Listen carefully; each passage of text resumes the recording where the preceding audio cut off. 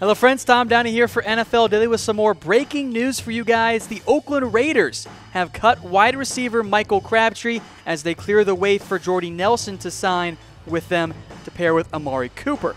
With the release of Michael Crabtree, he now becomes the top free agent wide receiver on the market, I'd argue by a pretty significant margin. And I'd also argue that the Raiders might not be making the best decision. Yes, Crabtree has issues with drops. Yes, he gets into fights with receivers and often loses his chain as a result. But despite all those flaws, I think Crabtree, what we saw last year, was better than what we saw out of Jordy Nelson once Nelson came back from his injury. Now that Crabtree's been cut, he's going to have significant interest from NFL teams that are looking to add a number 1 or at least a number 2 wide receiver. While there are more than just 5 teams interested, we're going to take a look at 5 in depth, plus 5 that just missed the cut. The Cardinals, the Bills, the Panthers, Packers, and Colts all have a need at wide receiver, and each have or should have enough cap space to make a move, so keep an eye on them, but they did not crack our top 5 list. Leading the way is the Baltimore Ravens. This is also based on alphabetical order. The Baltimore Ravens have signed John Brown and Ryan Grant to a surprisingly long and expensive contract. They only have $17 million in cap space, so money is tight for Baltimore, but they do still need a wide receiver, and Crabtree would instantly become the best one on the team. Take a look at their depth chart.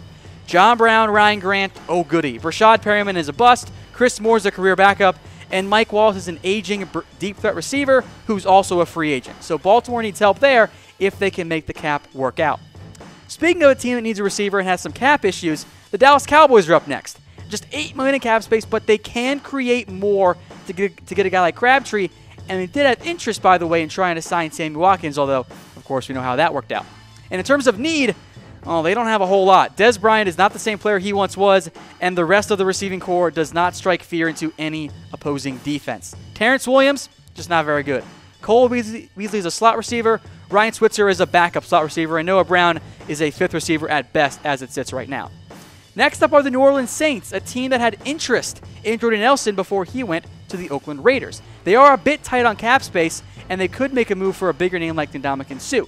If they don't get Suh, I think the Saints make sense. They're looking for another wide receiver to pair with Michael Thomas. Ted Ginn is a deep threat, which the Saints like to have, but he's not always the most reliable player and really isn't a number 2. Willie Snead did not take the step forward the Saints were hoping for, and they didn't even bother to tender Brandon Coleman. He is now a free agent. And then there's Tommy Lee Lewis, who, well, he's more of a backup wide receiver. So don't rule out quite yet Crabtree and the Saints.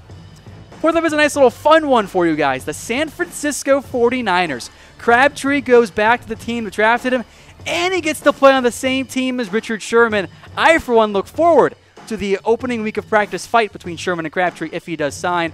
The Niners have plenty of cap space to make it happen, and you take a look at their depth chart with guys like Pierre Garçon, Marquise Goodwin, Trent Taylor, Aldrick Robinson, and Kendrick Bourne.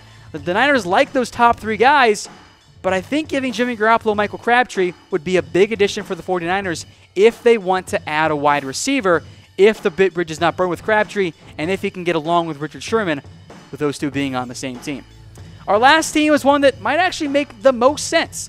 The Seattle Seahawks. They had an interest in Jordy Nelson, and they couldn't make it happen. $18 million in cap space isn't a whole lot, but it's enough to get the job done.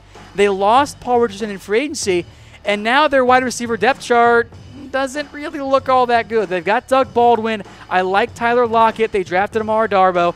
Tanner McAvoy is a 6'6 receiver who's basically a tight end, and I think they like Marcus Johnson, but outside of Baldwin, none of those guys are as good as Michael Crabtree. I think he'd be a good fit in Seattle, and he'd help out Russell Wilson, who I do think needs more weapons now that Jimmy Graham is off and has joined the Green Bay Packers. So those are the 5 teams to monitor for Michael Crabtree now that he's hit the open market. To recap, it's the Baltimore Ravens, the Dallas Cowboys, the Saints, the 49ers, and the Seattle Seahawks, of course, more than just those 5, but those are the top 5 teams to monitor as we sit right now for Crabtree. It shouldn't take long for him to find the new NFL home because he is easily the top receiver left on the market in what's not a great wide receiver draft class.